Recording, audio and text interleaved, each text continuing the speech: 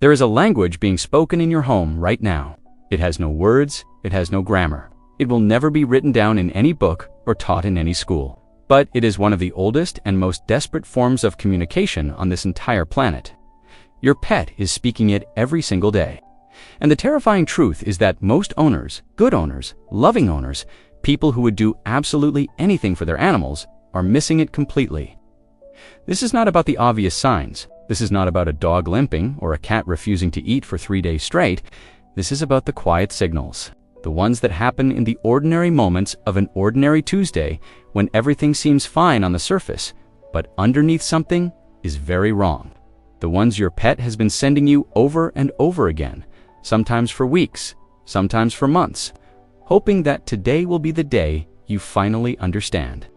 If you have ever looked at your pet and felt that strange, unexplainable feeling that something is off, trust that feeling, because in the next few minutes, you are going to learn exactly what your pet has been trying to say to you.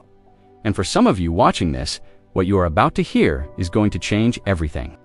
Before we get into it, if you love your pet and you want to truly understand them at a deeper level than most owners ever will, subscribe to this channel right now and turn on your notifications. Every single video we make is built around one goal: helping you become the owner your pet actually needs. Now, let us get into the signs. The first sign is one that almost every pet owner has seen, and almost none of them have taken seriously enough. It is the stare, not the normal stare, that happens when you are eating something delicious and your dog is hoping for a piece. Not the lazy, half-open stare of a cat sunbathing on the windowsill. This is a different kind of stare entirely. It is fixed, it is intense. It is directed at you with a focus so deliberate that it feels almost uncomfortable. Your pet stops whatever they are doing, turns their full attention toward you, and just looks. Holds it. Does not blink the way they normally would. Does not get distracted by a sound or a movement. Just watches you with an expression that sits somewhere between urgency and exhaustion. Like someone who has been trying to get your attention for a very long time and is beginning to wonder if they ever will. Animal behaviorists call this a solicitation stare. And what it means in plain language is that your pet has something they need and they have.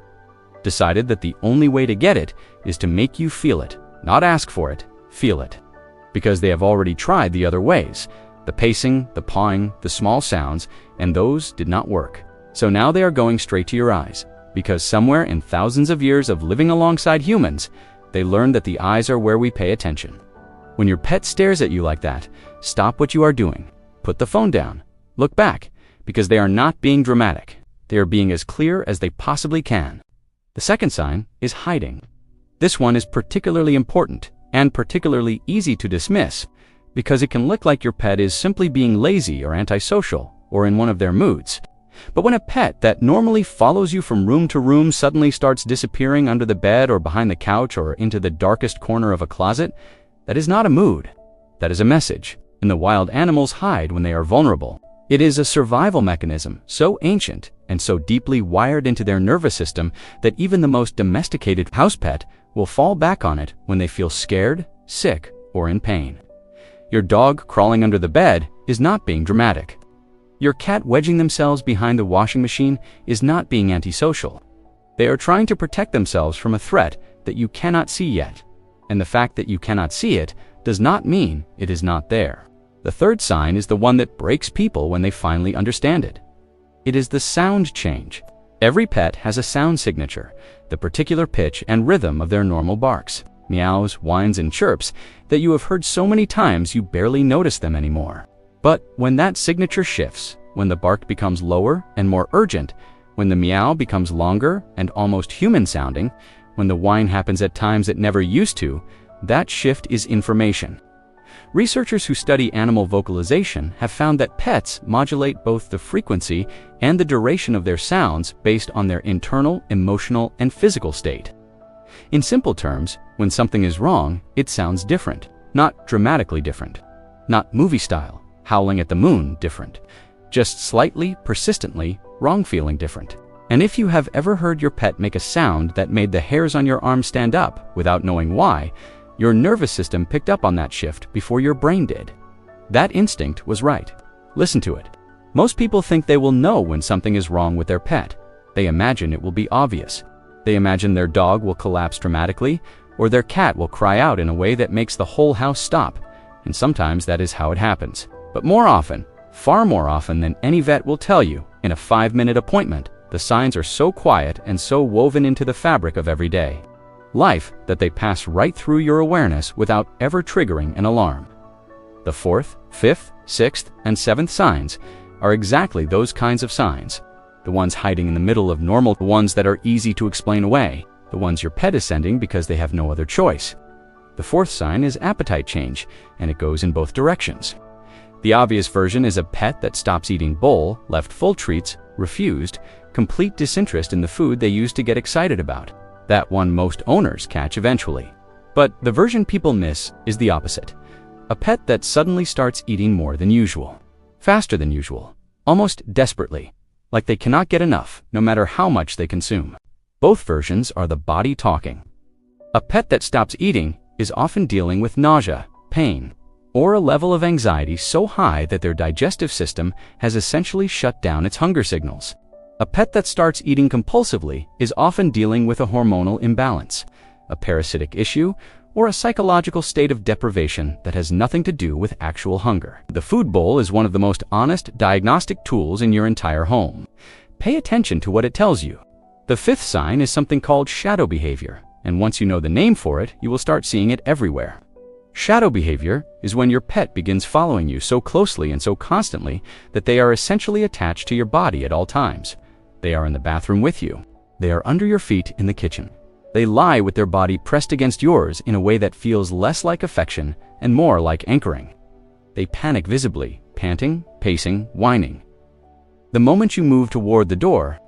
Now, a certain level of this is completely normal in loving bonded animals.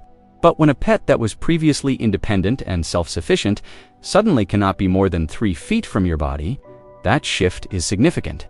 What is happening is that their nervous system has gone into a heightened state of alert, and you are the one thing in their world that feels safe. They are not being clingy for the sake of it. They are frightened of something, pain, illness, a change in their environment or their body, and they have decided that staying close to you is the only way to feel okay. Your presence is their medication. That is not cute. That is a cry for help, wrapped in love.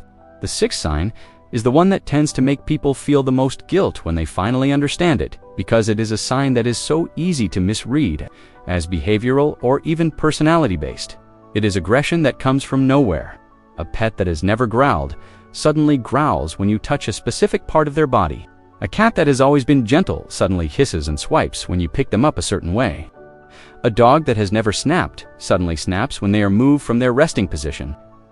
People respond to this by calling it attitude, by saying the pet is being difficult, by wondering if they need training. But what is almost always happening is much simpler and much sadder. They are in pain, and you touched the place that hurts. The growl is not aggression. It is the only word they have for stop.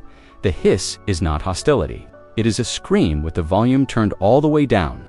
When a previously gentle pet suddenly reacts with what looks like aggression around a specific touch or movement, stop touching that area and go to the vet. Because what they are telling you is real, and it is urgent, and they have been saying it in softer ways for longer than you realize. The 7th sign brings everything together in a way that is almost poetic in how simple and how devastating it is at the same time. It is the loss of joy. Every pet has things that make them light up. The word walkies, the sound of the treat bag, the jingle of keys, the particular way the afternoon light falls through the window that they always race to sit in. These things are not random. They are the anchors of your pet's happiness. The moments their nervous system says, this is good, this is safe, this is worth being alive for. And when those anchors start to drag, when the word walkies produces nothing, when the treat bag gets no response, when the afternoon light falls on an empty window ledge, something has gone wrong at a level that goes beyond behavior. Animal psychologists describe this as anhedonia, the inability to feel pleasure. And it is as real and as serious in animals as it is in humans. A pet that has stopped finding joy in the things that used to bring them joy is a pet that is suffering in some way, physically, emotionally, or both. And the silence of that empty window ledge is the loudest thing they will ever say to you. Now you know the 7 signs. And if you are like most people watching this, something shifted in you as you went through that list. Maybe you started nodding halfway through sign 2. Maybe sign 5 made you look across the room at your pet with completely different eyes. Maybe sign 7 made your chest feel heavy in a way you were not expecting. That feeling is important. Do not push it away. Do not tell yourself you are overreacting or reading too much into things, because here is what every animal behaviorist and every experienced vet will tell you. When you ask them what the #1 mistake pet owners make is, they wait. They see the signs and they wait. They give it another week. They tell themselves it is probably nothing. They decide to monitor the situation. And sometimes everything is fine, but sometimes the week they waited was the week that mattered most. Your pet cannot book the appointment. They cannot describe the symptom. They cannot tell you how long it has been going on or how bad it gets at night, when the house is quiet and you are asleep and they are lying in the dark with something happening inside their body that they do not have the words to explain. All they can do is show you. All they can do is stare at you with those eyes and pace that same path and make that sound that does not sound quite right and press their body against yours and hope that today you will understand what they've been saying for longer than you know. So when you see the signs, any of them, even just one of them, the first thing to do is observe without dismissing. Grab your phone and start a simple note. Write down what you saw, when you saw it, how long it lasted, and whether it has happened before. This sounds small, but it is one of the most powerful things you can bring to a vet appointment because it turns your feeling that something is off into a documented pattern that a professional can actually work with. Vets are not mind readers, and your pet will almost certainly act completely normal the moment they step into the clinic. What you observed at home over days and weeks is data that cannot be replicated in a 10-minute examination room visit. The second thing to do is check the basics methodically. Has anything changed in your home recently? A new pet?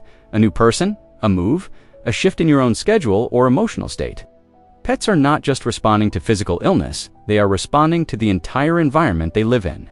A dog that is shadow following you might be picking up on your own anxiety during a stressful period in your life. A cat that is hiding might be reacting to a tension in the household that you have normalized, but they have not. Sometimes the sign your pet is sending is not about them at all. Sometimes they are the most honest mirror in the room, reflecting back a truth about the energy of the space that everyone else has learned to ignore. The third thing, and this is the one most people skip because it feels too simple, is to sit with your pet. Not to fix anything, not to run a checklist, just to sit. Get on the floor with them if you have to. Let them come to you or not come to you entirely on their own terms. Watch them without agenda for 15 minutes and pay attention to what they do when they think you are. Just being present rather than looking for something, because animals behave differently when they feel observed versus when they feel accompanied. And in that quiet 15 minutes on the floor, you will often see something, a flinch, a stillness, a way of holding one part of their body slightly different from the rest that you would never have caught from the couch. And when you take them to the vet, which you should do, always, when the signs persist, advocate for your pet the way you would advocate for a child who cannot speak for themselves. Bring your notes. Be specific. Do not let anyone dismiss what you observed as owner anxiety or overthinking. You know your pet's baseline better than any professional who is meeting them for the first time in a fluorescent lit room where they are too scared to behave normally. Your observations matter. Your instinct matters. The relationship you have built with this animal over months and years of daily life together has given you a knowledge of them that no diagnostic tool can fully replicate. Because here is the truth that sits at the very center of everything we talk about on this channel. Your pet chose to communicate with you. Out of every human they could have learned to signal, they learned to signal you.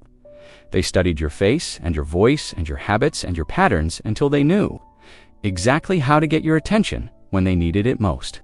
They did all of that work, all of that learning, all of that patient and devoted communication, and all they are asking in return is that when the moment comes, you pay attention. 7 signs. That is all it takes to understand. 7 signs that your pet has been patient enough to show you, brave enough to repeat, and trusting enough to believe you will eventually see. You have seen them now, you know what they mean. And that knowledge, that shift from not knowing to knowing, is the difference between an owner and a partner, between someone who has a pet and someone their pet truly has. Do not let these signs go unseen again. If this video made you think of your pet differently, if it made you look at them right now with new eyes and a fuller heart, then share it with every pet owner you know, because every single animal deserves an owner who speaks their language. Subscribe to this channel because we are building something here, a community of people who refuse to just have pets and instead choose to truly understand them. Hit the notification bell so you never miss a video.